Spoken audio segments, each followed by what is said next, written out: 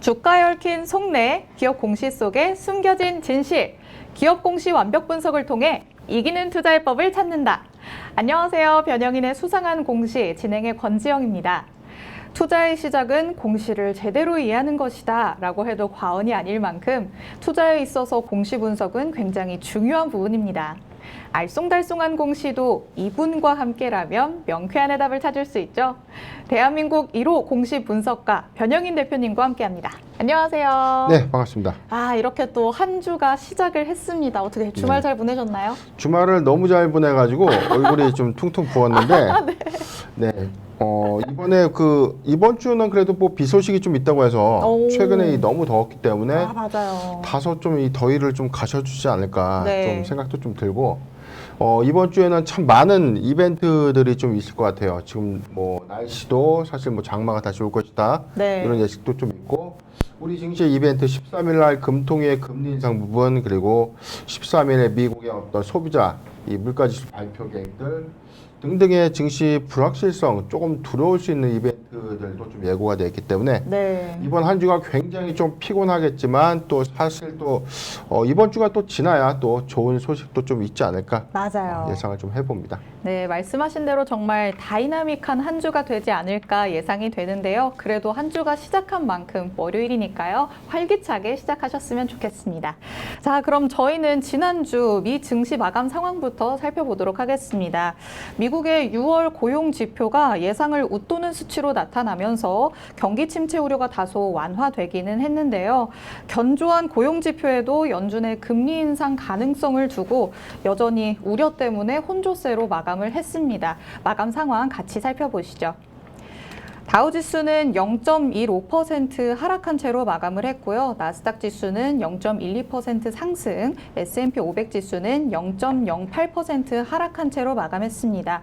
혼조세를 보이기는 했지만 모두 보합권에 머물러 있는 모습이었고요. 국내 증시도 오늘 플러스권에서 출발하기는 했지만 지금은 다소 아쉬운 흐름 보여주고 있습니다. 코스피는 0.22% 하락한 2,345선 지나고 있고, 코스닥 지수는 0.14% 상승한 767선 지나고 있는 움직임 보여주고 있습니다. 시가총액 상위 종목별 움직임도 살펴보도록 시가총액을 먼저 보는 게 아니죠. 수급 상황부터 먼저 보겠습니다. 코스피와 코스닥 모두 오늘 외인과 기관의 쌍끌이 매도세가 눈에 띕니다. 개인만이 물량을 담아내고 있는 모습인데요. 이 쌍끌이 매도세 코스피가 오전에는 플러스권이었다가 마이너스권으로 넘어가지 않았나 싶습니다. 시간대별 움직임도 한번 살펴보겠습니다. 먼저 코스피 지수 살펴보시죠. 시작 지수 0.29% 상승한 채로 2,357선에서 출발했습니다. 장 초반에 살짝 떨어지는 모습을 보이기도 했지만 이내 반등에 성공을 하나 싶었는데요. 다시금 지수가 내려앉는 모습 보고 계십니다. 현재는 0.20% 하락한 2,345선에서 움직임 보여주고 있습니다. 코스닥 지수도 살펴보겠습니다. 코스닥은 0.18% 상승한 767선에서 출발했습니다. 코스피에서와 비슷한 흐름으로 흘러가나 싶었는데요. 지금 마찬가지로 10시대에 기해서 최고 지수 774선 터치했다가 살짝 내려앉은 모습입니다. 현재는 그래도 코스닥은 플러스권에 머물러 있긴 합니다. 0.16% 상승한 767선 지나고 있습니다. 시가총액 상위 종목별 움직임 같이 확인해 보시겠습니다. 먼저 코스피 혼조세 보이고 있는 모습이죠. LG 에너지솔루션이 오늘 2%대 상승률 보여주고 있습니다. 3분기 배터리 사업 개선에 대한 기대감에 오늘 상승하고 있다는 소식이고요. 반면에 네이버와 카카오 오늘 희비가 엇갈리는 모습입니다. 네이버는 2% 하락하는 모습을 보여주는데요. 카카오는 반면에 0.28% 상승하면서 강보합권에 머물러 있습니다. 오늘 LG화학이 큰 폭으로 떨어집니다. 3%대의 하락률 보여주고 있죠. 2분기 실적 부진 전망에 오늘 주가가 하락하고 있는 모습입니다. 이어서 코스닥도 살펴보겠습니다. 코스피에서보다도 전반적으로 파란불이 더 많이 켜져 있습니다. 오늘 LNF도 2%대의 하락률 보여주고 있고요. 펄어비스는 3%대의 하락률 보여주고 있습니다. 오늘 시즌이 그래도 크게 힘을 내주고 있습니다. 코로나19 확진자 수가 증가하면서 진단키트 관련주들이 강세를 보이고 있는데요. 이 덕분에 시즌이 오늘 5.82% 상승한 47,300원에 거래되고 있는 모습입니다. 첨보도 오늘 3거래일 연속 상승세 유지해주고 있습니다. 3.42% 상승하면서 22만 3,500원에 거래되고 있습니다. 네, 이렇게 시황 흐름 잠깐 살펴보셨습니다. 대표님 어떻게 보시나요? 네, 제가 오늘 장세, 오늘 오전에 시황 예측을 좀 해드렸을 때 전강 후약의 장세가 좀 있을 것이다. 사실 이 증시의 상승 요인이 좀 부재하다고 볼 수밖에 없거든요. 이번 주에는 특히나 오히려 하방 경직성을 좀 크게 가져갈 수밖에 없는 발표 요인들이 좀 남아 있었는데 오늘 흐름 마찬가지로 지금 이 전강 후약의 흐름을 보여주고 있습니다. 코스피 지수 시작 지수 대비해서는 상승 흐름은 좀 보여줄 것으로 좀 보여지지만 좀 오전장 그리고 오후장 초반 넘어가는 이 구간에서 오히려 하락폭을 좀 더 키워가고 있는 흐름들 보여주고 있고요. 코스닥의 경우에는 오늘 그래도 좀 흐름이 좀 더 비교적 오전장 중반, 초반까지만 하더라도 비교적 견고한 흐름을 좀 보여줬지만 오후장 지금 넘어서는 구간에서 오히려 이 약세로 좀 전환할 수 있는 어떤 이 경직성을 좀 띠고 있는데 전반적인 어떤 요인은 전체적인 강세 요인은 시초에 좀 있겠지만 장 후반으로 갈수록 오히려 하락 전환 내지는 좀 약세를 좀 보일 것이다라고 전망되는 구간. 네. 이번 주까지는 좀 다소 지속될 것이다라고 좀 전망이 되고 있고 13일 금통위에서 사실상 이 사상 초유의 빅스텝 단행이 좀 불가피한 이 선택이에요. 이미 저는 사실상 이 국내의 어떤 우려감들은 좀 반영 효과가 좀 있다고 봅니다. 빅스텝 어떤 단행에 관련돼서는 이미 그래도 시장이 좀 충분히 받아들여질 어떤 준비가 좀 되어 있다라고 좀 보여주기 때문에 빅스텝 단행 이후에 환율이 소폭 좀 안정화를 좀 갖는 게 일단 급선무고요. 두 번째, 이에 따라서 증시의 어떤 불확실성 요인들이 좀 차차 좀 개선되는 흐름이 좀 있어야 되는데 이게 당장에 또 7월 26일 날 미국 FOMC에서도 금리 인상 그리고 이에 따른 후속 이 앞으로의 어떤 이 향방 예측 등의 중요한 어떤 이 정책 수립 관련된 이슈가 좀 더 한번 부각될 것이다. 자, 이 관점이 사실상 이 7월 말까지 증시의 어떤 이 하방 경직성을 좀 더 크게 가져갈 수 있는 이 요인으로 작용될 것이다라는 점. 이 점을 좀 잘 참고했으면 좋겠고 오히려 미국의 자이언트 스텝 단행 이후에 8월 14일 날 2분기 실적 보고서 즉 반기 보고서 제출 마감일이거든요. 그렇기 때문에 저는 기업의 실적 선방 종목들의 어떤 낙폭과대 부분에서 반등 요소가 이루어진 시점이 한 8월 첫째 주? 8월 첫째 주에서 한 둘째 주를 전후해서 오히려 이 추세가 소폭 좀 전환될 가능성이 크다. 저는 그렇게 예측을 하고 있습니다. 네, 이번 달은 아무래도 하방 경직성을 강화할 수 있는 요인이 많은 달이다라고 말씀을 해주십니다. 계속해서 대표님께서는 7월이 변곡점이 될 수 있기 때문에 그때까지는 지켜봐야 한다라는 의견을 내주셨거든요. 그렇기 때문에 계속해서 지켜보시는 게 좋지 않을까 싶습니다. 그리고 드디어 이번 주죠. 한국은행 금융통화위원회 금리 인상 여부가 결정이 됩니다. 오는 13일에 한은희 금통위에서 기준금리를 0.5%포인트 올리는 빅스텝을 단행할 가능성이 크다라는 의견이 지배적인데요. 다만 금통위에서 빅스텝을 단행한 뒤에는 경기 침체에 대한 공포가 더 확산하지 않을까라는 생각이 듭니다. 일단 빅스텝으로 급한 불을 끈다고 하더라도 그 뒤에 행방이 더 중요하겠죠. 일단 뭐 극약 처방이 1차적으로 먼저 들어가 보이는 거고 사실상 이 빅스텝 단행 이후에 이번 사실상 금리 인상은 미국의 이 자이언트 스텝 단행 이후에 금리의 역전 현상을 좀 방지하기 위한 정책 수립이라고 좀 보여집니다.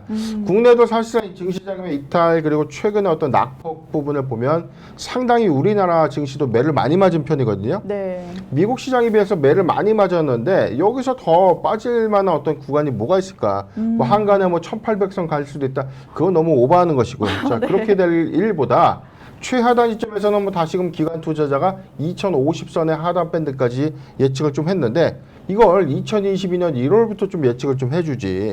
그때 상황에 따라서 아니면 말고씩. 네. 자, 이거 매우 잘못된 이 상태고 최근에 2250선 이상은 좀 지지해주는 것과는 다름이 없습니다. 그렇기 때문에 이번에 빅스텝 단행 이후 미국의 금리 인상, 추가 금리 인상 단행 이후에 소비자 물가 지수가 이 고점을 찍고 이 저점으로 고점을 찍고 이제 하방 흐름을 좀 타는 그 시점부터 사실은 증시의 어떤 추세 전환의 시작점이다. 저는 그렇게 보고 있습니다. 네. 일단 빠르면 뭐 한 8월, 9월 예측했던 부분들이 지금 금리 인상을 단행한다고 해서 이 기저 효과가 바로 소비자 물가 지수에 바로 영향을 주는 것은 아니다라는 관점이죠.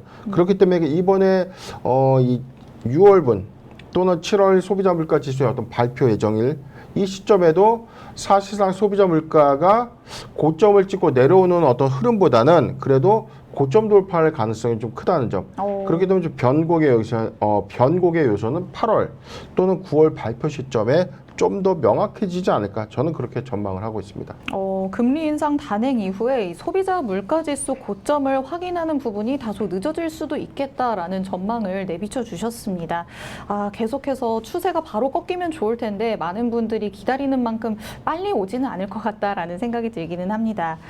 네, 지난주 코스피가 2거래일 연속 반등에 성공을 했지만 오늘도 지금 마이너스권으로 접어든 만큼 이번 주에는 어떤 흐름을 이어갈 것인가가 굉장히 중요합니다.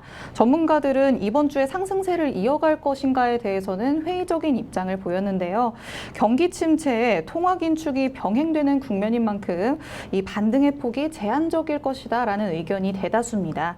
당분간은 포트폴리오 목표 수익을 낮게 설정하면서 개별 종목에 초점을 맞추는 방법이 유효할 것이다라고 얘기를 하는데요. 자동차, 운송, 에너지, 음식료 업종 등에 주목하라는 의견이 있습니다. 이 부분은 대표님 어떻게 보시나요? 네, 지금 이 유망 섹터 자동차, 운송, 에너지, 음식료, 인플레이션의 어떤 관련 영향을 사실상 좀 제한적으로 받는 업종들이 수혜를 좀 입을 것이라는 관점에서 나온 이야기 같은데 최근의 동향들을 좀 보면 테마주에 다시금 편승하는 어떤 흐름들이 있어요. 네. 무상증자를 한다더라, 뭐 무상증자 관련된 이슈 또는 어떤 특정 테마에서 최근에 뭐 오늘 OTT 관련주도 좀 이슈가 있었고요. 최근에 뭐 원전 관련주 그리고 뭐 우크라이나 재건 관련주. 근데 제가 가장 이해가 안 갔던 테마 중에 하나가 우크라이나 재건주예요. 사실상 전통적인 어떤 우리가 상태를 좀 봤을 때 전쟁 이후에 전후복구에 관련된 가장 큰 수혜는 인접 국가거든요. 6.25 때는 일본이 가장 큰 수혜를 본 것처럼 당연히 우크라이나의 어떤 재건 이후에 가장 큰 수혜를 볼 수 있는 국가는 루마니아나 이 폴란드죠. 사실 우크라이나의 어떤 접경 지역에 국경을 마주하고 있는 이런 국가들이 어떤 운송 장비를 보내더라도 오히려 더 효용성이 있죠. 그런데 먼 한국에서 배를 싣고 다시 간다? 이게 우크라이나가 대단히 먼 나라입니다. 네. 사실 인접 지역에서는 이게 터키를 지나서 뭐 흑해죠. 흑해를 통해서 거기서 운송을 한다? 자, 이 부분도 좀 앞뒤가 안 맞는 얘기인데 이 기대감이 부각돼서 최근에 어떤 주가 흐름만 좀 좋다는 거예요. 네. 살 주식이 없어서 자꾸 그런 주식에 좀 많이 기웃거리는데 절대 그러시면 안 됩니다. 지금 현금 비중 늘려라. 제가 누누이 말씀드렸던 이유는 오히려 주식을 정말 사야 된다면 대형주 안에서 실적 유지를 그래도 잘 하고 있는데 주가는 오히려 하향 곡선을 좀 그리고 있는 주식들은 모아가는 전략이 맞습니다. 회사에 아무런 문제가 없고 영업이익을 잘 내고 있고 당기순이익 잘 내고 있다는 것은 주가가 하락해도 배당은 준다는 뜻입니다. 네. 그렇게 되면 향후에 다시금 주가가 추세 전환됐던 시점에 회복률 관점에서 가장 또 빠르게 회귀되는 종목들이 실적을 수반하는 종목이지 만성 적자 기업들이 다시금 주가를 좀 회복한다?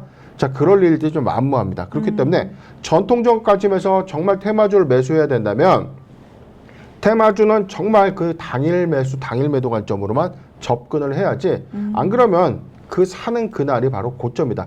이 점을 좀 잘 참고했으면 좋겠고 네. 포트폴리오 목표 수익 관점 낮게 설정하는 거 그거 맞습니다. 제가 뭐 누누이 했던 얘기고 지금 사실상 신규 포트폴리오를 편입하는 것보다는 그래도 현금 비중을 계속 늘려라. 제가 말씀드린 게 저도 계속 테스트를 하고 있어요. 그렇지만 영락 없이 매수해서 소폭의 상승을 가져오면 다시금 내일 다음 장 와서 또 하락 전환하고 이게 계속 지속 반복되는 형태이기 때문에 굳이 자금을 물릴 필요가 없다는 겁니다. 그렇기 때문에 이번 주 이후 7월 26일, 27일 FOMC에서 자이언트 스텝 단행 이후에 주가 향방을 좀 예측하면서 그때부터 점진적으로 포트폴리오를 편입하는 것이 유리하다는 점 참고했으면 좋겠습니다. 네, 섣부른 매수 판단은 손실을 키울 수 있다는 거 꼭 유의를 해 두셔야겠습니다. 종목을 사고 싶다라고 한다면 대형주 안에서 살펴보시는 게 좋을 것 같다는 의견 주셨는데요. 실적을 유지를 하고 있지만 주가가 하락하는 종목들 위주로 유의 깊게 보시면 좋겠다라는 의견 덧붙여 주셨습니다. 그렇다면 자 이제 오늘의 오후 장과 또 내일의 대응 전략도 한번 세워 주실까요? 네, 오전장 흐름에서는 이 전강 후약의 흐름을 좀 보여줄 것이다. 지금 코스피도 역시 오후장 지금 접어들면서 하락폭을 좀 더 확대해 나가고 있는 흐름을 좀 보여주고 있어요. 코스닥도 마찬가지로 이 지표상에서는 오후장 들어서서 오히려 좀 약세로 전환되는 흐름들 좀 보여주고 있는데 오늘 뭐 그렇다고 공포감을 가져갈 만한 낙폭을 크게 가져갈 수 있는 어떤 구간은 아니다. 그렇지만 시초장 대비해서의 흐름은 좀 지루한 흐름, 즉 횡보의 어떤 흐름들은 시초장보다는 장 후반이 좀 약할 것이다 라고 좀 말씀드렸던 이유고, 이런 기조효과가 오늘 내일까지는 좀 지속됐다가 13일을 좀 전후해서 아마 낙폭을 조금 더 심하게 좀 가져갈 수 있는 구간이 한 차례 정도 오지 않을까. 자, 그 부분이 굉장히 좀 우려스럽긴 한데 최근에 학습의 효과가 좀 있었죠. 그렇다고 해서 뭐 2200선 초반까지 뭐 갑자기 좀 내려갈 만한 그런 악재 이벤트는 또 아니다. 네. 왜냐하면 이미 시장에 알 만큼 또 알고 있는 이야기이기 때문에 파급은 그 이후에 증시의 반응 효과를 좀 보면서 판단해도 늦지 않습니다. 네, 시초장보다 뭐 약세를 보이기는 하겠지만 그래도 오늘 낙폭이 아주 커지지는 않을 것 같다라는 말씀해 주셨습니다. 13일에 금통위의 금리 인상 단행 여부를 확인을 하고서 낙폭이 더 커질 수도 있으니 이 점은 유의를 해주시는 게 좋을 것 같고요. 그 전까지는 계속해서 관망세 유지하시는 거 추천을 드립니다. 네, 이렇게 오늘의 시황 흐름과 또 이슈에 대해서 살펴봤습니다. 그럼 이제 기업의 공시를 제대로 분석하는 시간 가져볼 텐데요. 본격적으로 수상한 공시 내용들 짚어보도록 하겠습니다. 변영인의 수상한 공시 시작합니다.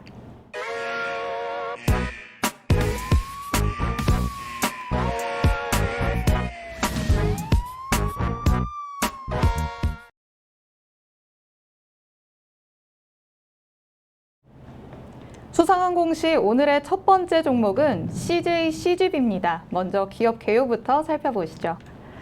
1999년 3월에 CJ 엔터테인먼트와 호주의 빌리지 시네마 두 개사의 합작 법인인 CJ 빌리지로 설립됐고 2004년 12월 유가증권 시장에 상장했습니다. 멀티플렉스 극장을 국내 최초로 보급했는데요. 단일관 위주의 상영 문화를 종합 엔터테인먼트 플랫폼으로 선진화하면서 전 세계 7개국에 596개 사이트와 4,257개의 스크린을 운영하고 있습니다. 2021년 12월에는 광고사업 부문 강화를 위해 CJ 올리브 네트워크스의 광고사업 부문을 분할 흡수 합병한 바 있습니다. 영화 상영업계에서 시장 점유율 1위의 타이틀을 유지하고 있으며 스크린X, 4DX 및 골드클래스, 시네드 셰프, 템퍼 시네마 등의 프리미엄 상영관을 운영하고 있습니다. 최근 실적도 확인해 보겠습니다. 2021년 연결 기준 매출액 7,363억 원, 영업 손실 2,311억 원, 당기 순손실 3,406억 원을 기록했는데요. 매출액은 전년 동기 대비 26.2% 증가했고 영업 손실은 37.9% 감소했으며 당기 순손실은 54.6% 감소했습니다. 회사 측은 콘텐츠 공급의 일부 회복과 중국 등 코로나 회복 국가의 영업 정상화에 따른 매출이 상승했고 상영관 운영 효율화 등의 손익구조 개선 효과로 적자폭을 축소했다고 밝혔습니다. 네, 이렇게 CJ CGV의 기업 개요 만나보셨습니다. 대표님, 어떤 공시였나요? 네, 바로 지난주 금요일이었습니다. 전체부 공시가 좀 많은데 내용 먼저 보도록 하겠습니다. 우리가 통상적으로 좀 공시를 볼 때 HTS를 통해서 공시를 좀 보는 케이스가 많아요. 왜냐하면 증권창에서 나와 있는 거 그냥 클릭해서 보는데 네. 그렇게 되면 놓치는 공시들이 좀 있어요. 그리고 정기보고서 같은 이 분량이 좀 큰 공시는 전체적으로 이 지원이 좀 안 되고 있습니다. 즉 이제 우리가 보고 싶어도 열람이 안 되는 공시도 좀 있기 때문에 가장 중요한 방법은 항상 전자공시 시스템을 좀 들어와서 공시를 좀 여는 게 좀 중요하고요.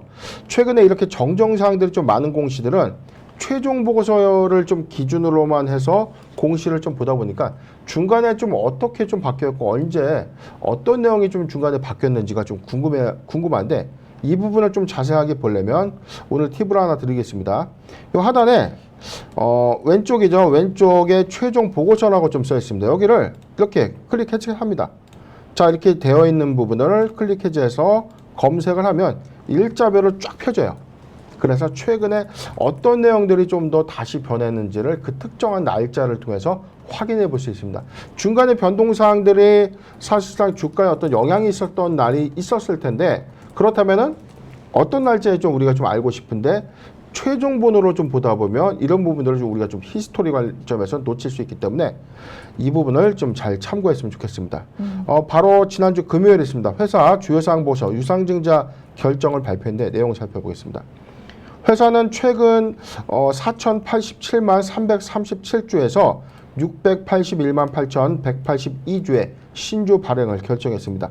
회사는 채무 상환 자금으로 1,500억 원의 자금을 조달했다. 증자의 방식은요, 제3자 배정의 증자 방식입니다. 통상적인 이 제3자 배정 증자는 1년 이후에 주식이 풀리기 때문에 사실상 단기에 주가 가치의 어떤 희석 요인은 없다라는 장점이 있죠. 하단의 내용 보도록 하겠습니다. 신주 발행가액은요 22,000원입니다. 기준 주가가 21,955원인데 22,000원, 즉 할증 발행된 것입니다. 납입일은 7월 28일이고요. 하단에 쭉 내용을 보면 자, 자금 사용 목적에 대해서는 CJ, CGV의 신종 자본 차입, 조기 상환을 위한 자금이다. 전체 1,500억 원인데 차입 금액이 CJ로부터 2,000억 원에 대한 자금을 조달했는데 이 중 1,500억 원의 신종 자본 차입금을 상환하는 자금이다 라고 밝혔습니다. 납입 예상자는 주식회사 CJ입니다. 현재 CJ, CGV의 최대 주주고요. 회사는 1,500억 원의 자금을 조달해서 신종 자본 차입 1,500억 원 상환을 앞두고 있고 다시 500억 원의 상환을 앞두고 있다. 연말까지 예정을 하고 있고 CJ 상표권의 사용 거래가 매출액에서 광고 선전비를 뺀 금액의 0.4%를 지급하겠다. 이 내부 관계에 대해서 증자 전후에 회사의 어떤 관계된 이해관계자 거래 내역을 기표하게 되는 건데 전체 2,000억 원의 상환을 예고하고 있고 먼저 1,500억 원을 상환하고 500억 원을 연말까지 좀 상환하는 것입니다. 어차피 신종 자본 차입을 해서 2,000억 원의 자금을 최대 주주로부터 유통을 한 거예요. 근데 이제 이 상환 도래 기간이 되니까 다시금 최대 주주가 유상증자를 찍고 이 자금을 상환하는 자금으로 사용되는 공시입니다. 이어서 내용을 좀 보면 7월 8일자 공시 또 하나가 있습니다. 투자 판단 관련 주요 경영사항인데 해당 내용 보도록 하겠습니다. 투자 판단 관련 주요 경영사항 신종 자본 차입 약정 체결의 결정인데 전체 2,000억 원에 대해서 2020년 12월 29일에 2,000억 원을 차입한 거죠. 최초 이자율이 4.5%고요. 2년 후에는 플러스 2%의 이자가 적용되는 어떤 내용들인데 2022년 7월 11일부터 조기상환권을 행사할 경우에는 1,500억 원까지 상환할 수 있다.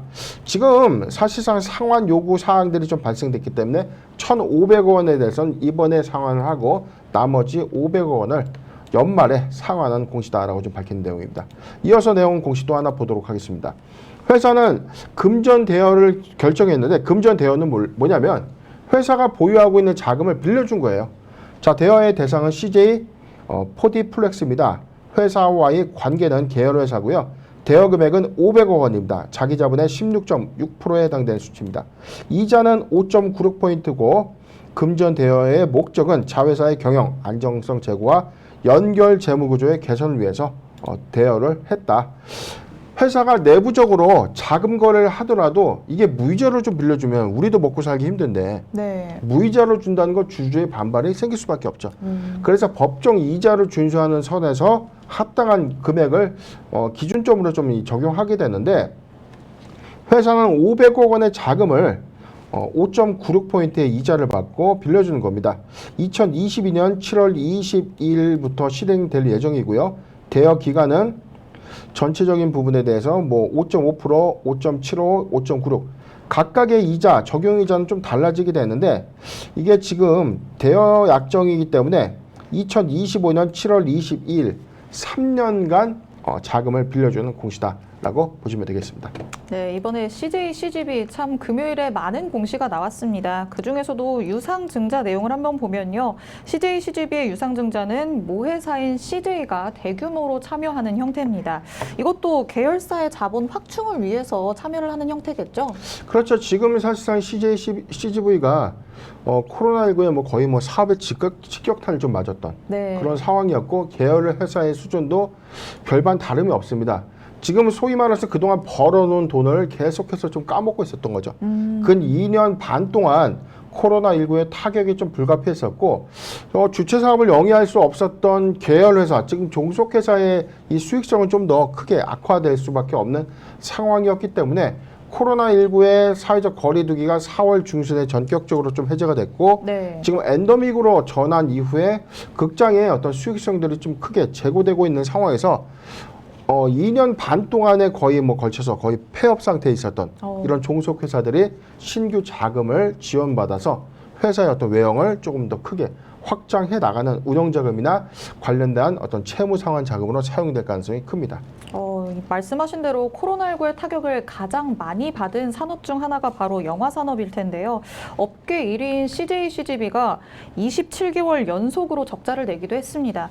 그렇다면 2분기 실적은 어떻게 나올 걸로 전망하시나요? 네, 2분기는 우리가 좀 예상했던 것처럼 기조 효과를 보면 우리가 4월 중순에 사회적 거리두기가 전격 해제가 됩니다.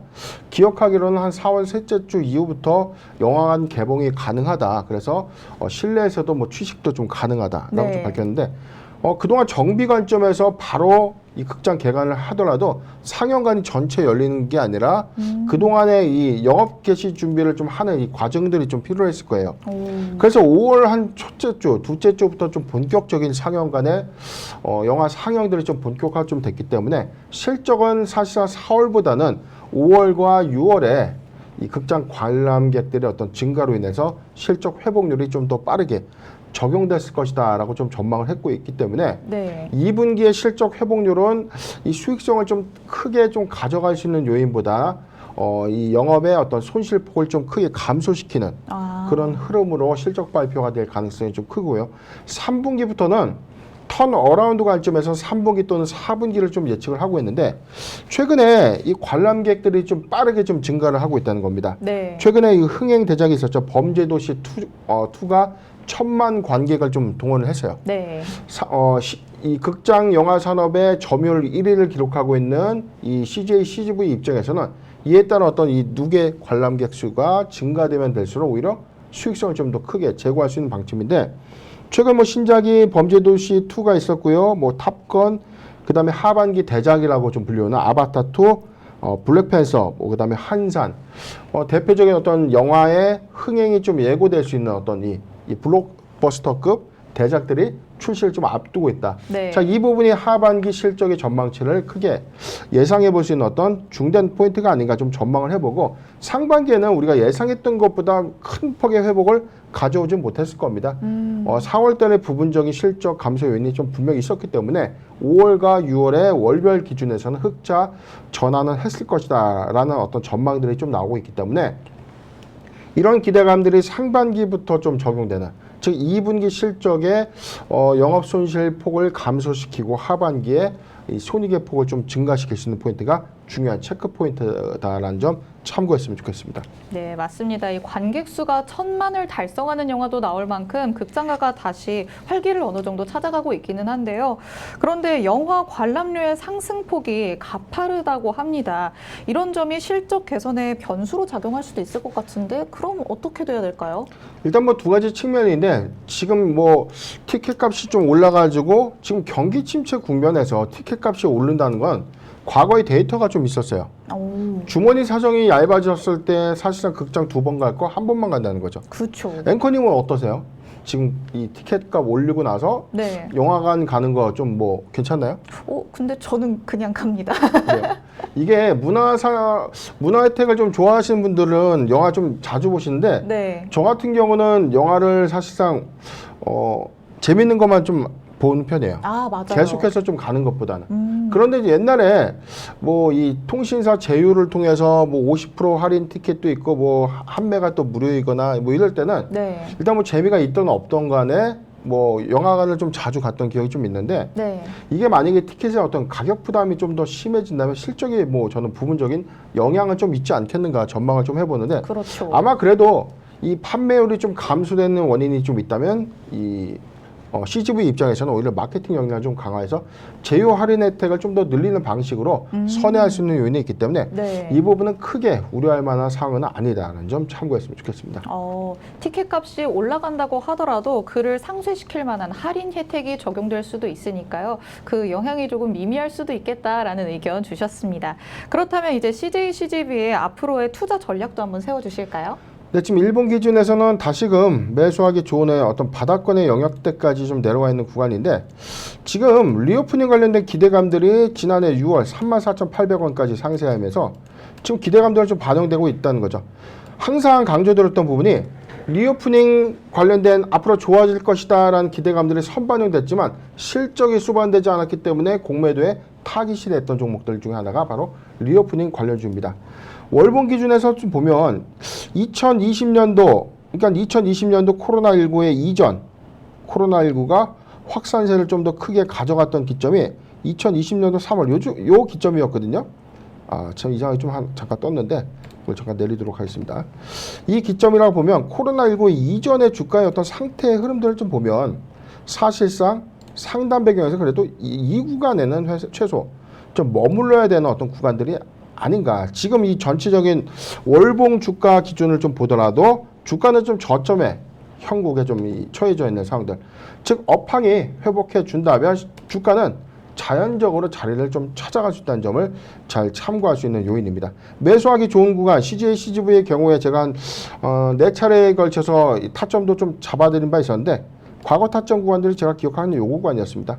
지금도 매수하기 좋은 구간까지 좀 도래가 좀 됐는데 확대를 좀 더 해서 보면 지금 저는 이렇게 봤습니다.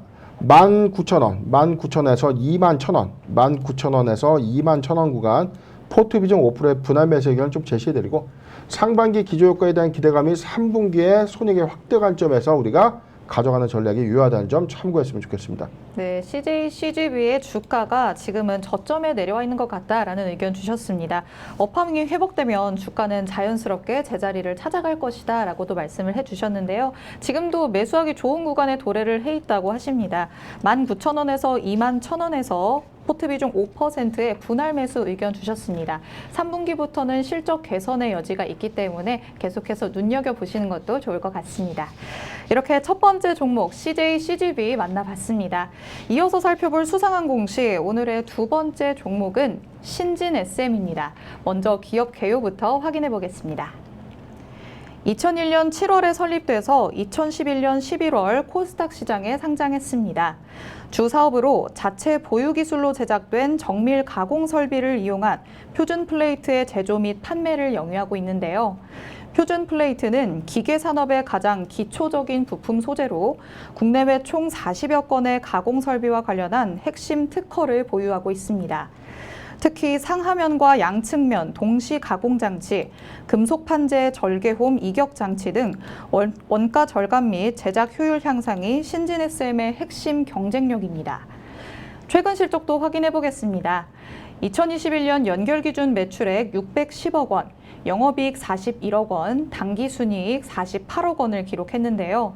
매출액은 전년 동기 대비 26.1% 증가했고 영업이익과 당기순이익을 기록하면서 흑자 전환했습니다. 회사 측은 전방 산업의 업황 회복으로 매출액 및 영업이익이 증가했고 정남 공장의 매각 차익 반영에 따른 당기순이익도 증가했다고 밝혔습니다. 네, 이렇게 신진 SM의 기업 개요 알아봤습니다. 대표님 어떤 공시였나요? 네, 지난주 금요일이었습니다. 회사 공시 좀 보도록 할 텐데요. 먼저 7월 7일 회사 이 조회 공시 요구가 있었습니다. 현저한 시황 변동에 관련된 조회 공시 요구였는데 지난주에 저희가 공시 메이트에서도 언급을 좀 해드렸던 종목이었죠. 이 현저한 시황 변동이 뭐냐면 주가가 급등하거나 급락하는 어떤 이 상태에서 이 무슨 일이 있습니까? 라고 한국거래소가 좀 물어보는 거예요. 신진 SM 현저한 시황 변동에 대해서 조회 공시 요구입니다. 이 시황의 변동과 관련돼서 공시 규정상에 공시 대상에 존재 이 사항들이 있습니까? 7월 8일 오후까지 답변을 좀 해주세요 라고 좀 요구를 했었고요. 이에 7월 8일 지난주 금요일이었죠. 회사가 답변했습니다. 이 최근에 현저한 시황 변동에 관련된 조회 공시 요구에 대한 답변입니다. 회사는 한국거래소에 2022년 7월 7일 조회 공시 요구에 대해서 시황 변동에 영향을 미칠 만한 이 사항에 대해서 신중하게 검토해서 다음과 같이 답변을 했습니다. 검토 중인 사항은 첫 번째 무상증자입니다.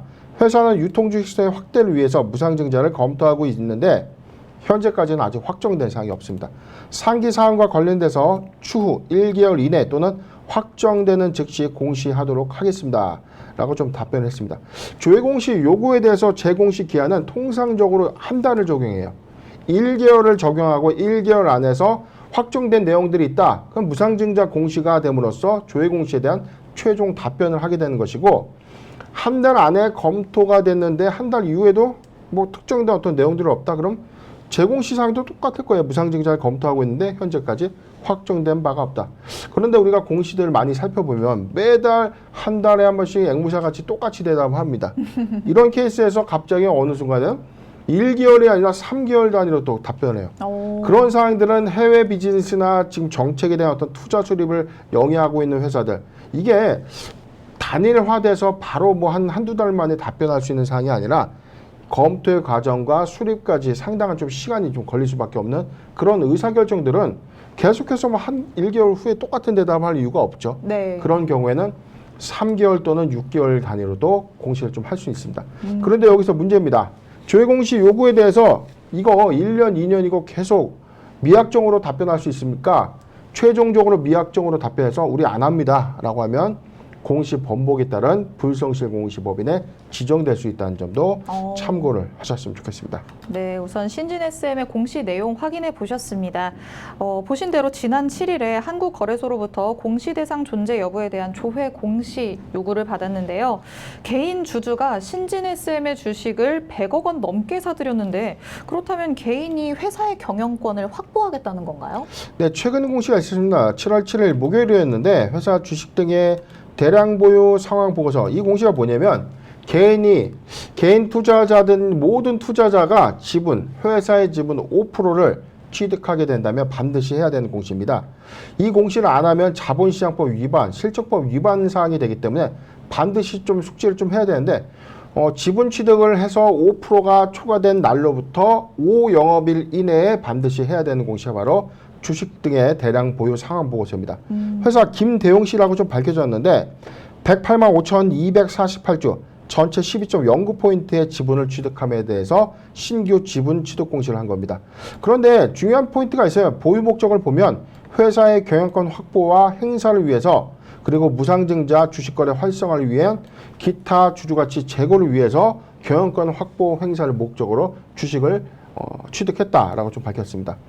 세부 변동 내역에 대해서는 김대영 씨 그리고 나윤경 씨 특수 관계인으로 보여지는 부분들이 6월 17일과 7월 5일에 걸쳐서 전체 지분 102만 주죠. 108만 주를 취득하는 공시입니다.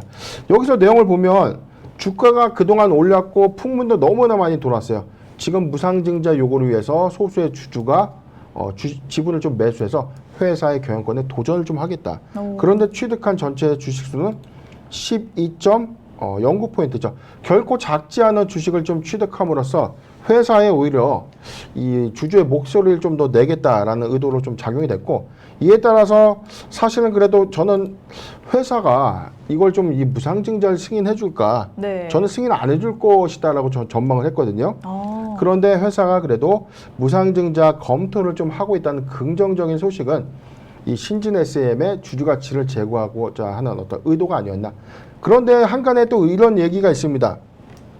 경영권 분쟁이 가시화되니까 겁을 먹고 해준 것 아닌가. 회사가 뺏길 일은 없어요. 지금 회사의 현황 상들을 보면 회사 최근 보고서에 주주에 관련된 사항들을 보도록 하겠습니다. 전체 지분 48.97포인트를 김은식 회장의 특수관계인들을 보유하고 있습니다. 시장에서 3%만 거두면 3%가 아니죠. 좀 2%만 장내 취득을 해도 모든 안건을 가결시키기 매우 어렵죠. 즉 회사를 뺏길 수는 없는 그런 상태의 지분율을 좀 보유하고 있기 때문에 이번 이 무상증자의 결정은 그래도 회사가 주주의 가치를 제고하기 위한 결정이었다라고 판단을 해봅니다. 네, 뭐 무상증자에 대해서는 확정된 바가 없다라고 공시를 밝히기는 했지만 그래도 무상증자에 대한 가능성이 충분히 있는 것 같다라는 의견 주셨습니다.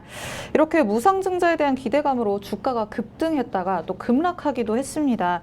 개인 주주와 의결권에 대해서 분쟁이 일어날 가능성이 있는 거라면 앞으로 그럼 주가의 향방은 어떻게 될까요? 네, 일단 뭐 경영권 분쟁에 대한 명분은 회사의 적정 주식수, 유통주식수 확대를 위한 무상증자를 요구하기 위해서 산 거기 때문에 소수 주주의 이러한 요청은 회사가 무상증자를 결정해 줌으로써 받아들여진 거죠. 그럼에도 불구하고 회사를 공격해서 얻을 수 있는 실익은 없다는 겁니다. 어차피 투자자의 입장에서도 사실상 이러한 부분들을 의도했건 의도하지 않았건 주가가 오르면 좋은 일이 되는 셈이기 때문에 네. 이게 저는 짜고 치는 고스톱이냐, 자, 이 여부에 대해서 굉장히 많이 고민을 해봤거든요. 통상적으로 이 경영권 분쟁을 야기시키는 어떤 행태, 어떤 회사와 좀 짜고 치는 고스톱의 형태가 사실 좀 많이 있어요. 그렇기 때문에 이런 관점에서도 저는 이 판단을 좀 해봤지만 그래도 앞으로의 어떤 향방은 좀 예측할 수 있는 부분이고 지분 공시까지 하면서까지 이렇게 무상증자를 요구했고 회사가 이에 뭐 어쩔 수 없이 응하는 제스처를 좀 취했는가? 네. 자, 이 관점도 굉장히 좀 궁금해지는 포인트입니다.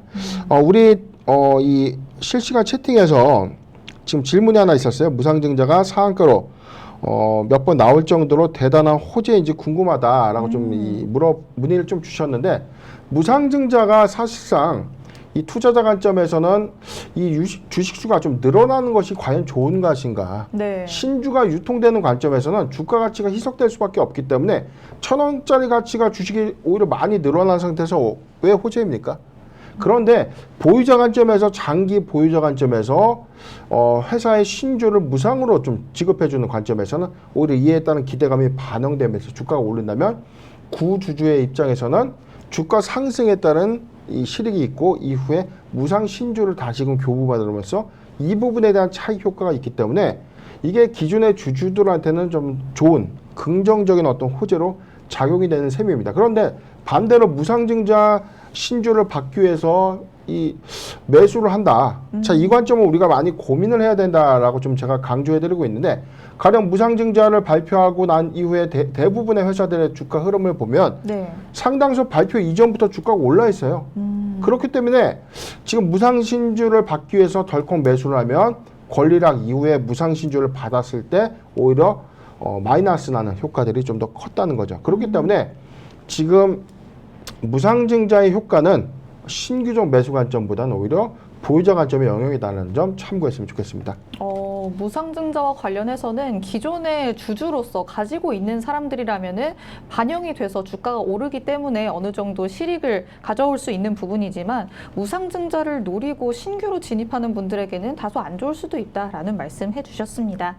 네, 그렇다면 신진 SM의 앞으로의 주가 향방과 또 투자 전략도 세워주시죠. 네, 오늘 이 기대감 반영되면서 지금 16.9포인트 오늘 장중 최고가 거의 뭐 상한가 인접까지 좀 갔었죠. 13,800원까지 주가 좀 13,800원이 아니었죠. 13,800원은 조회공시 요구일 금요일까지였는데 오늘 요구간이죠. 지금 13,000원대까지 주가 좀 찍고 좀 내려온 형국인데 이게 기대감 반 우려감이 반이에요. 무상증자를 결정하겠다라는 기대감인데 저는 회사가 무상증자를 발표했다고 했기 때문에 오히려 기대감 관점에서는 추세는 좀 살아있다라고 좀 봅니다.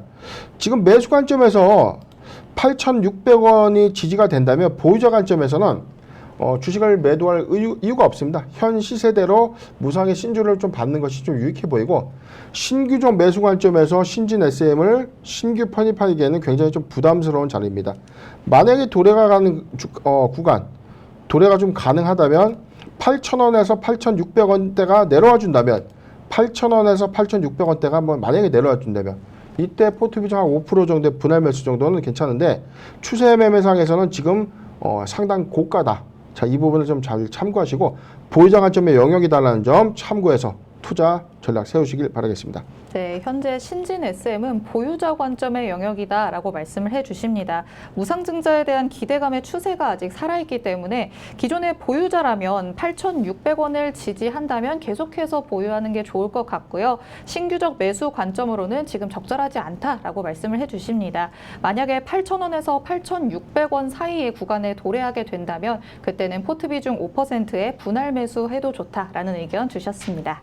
네, 이렇게 두 번째 종목 신진 SM까지 만나봤습니다. 오늘 CJCGV와 신진 SM 두 가지 종목에 대해서 알아봤는데요. 대표님이 말씀해주신 각각의 포인트들이 여러분이 투자 전략을 세우시는 데에 도움이 됐으면 좋겠습니다. 저희 방송을 보시면서 공시에 대해 궁금하신 분들은요. 노란톡 오픈 채팅방에 변형인의 기업공시연구소 검색해서 입장해 주시면 됩니다. 노란톡에서 질문해 주시면 저희 대표님께서 빠르게 친절하게 답변해 드리니까요. 노란톡에서 많이 질문해 주시면 되겠습니다. 그리고 지금 시청하고 계시는 세계경제TV 채널 구독과 좋아요 눌러주시고 알림 설정도 해두시면 방송 시간에 맞춰서 들어오실 수 있습니다. 네, 이렇게 변형인의 수상한 공시 오늘 내용은 여기서 마무리하도록 하겠습니다. 저희는 내일 이 시간에 다시 찾아오겠습니다. 시청해주신 여러분 고맙습니다.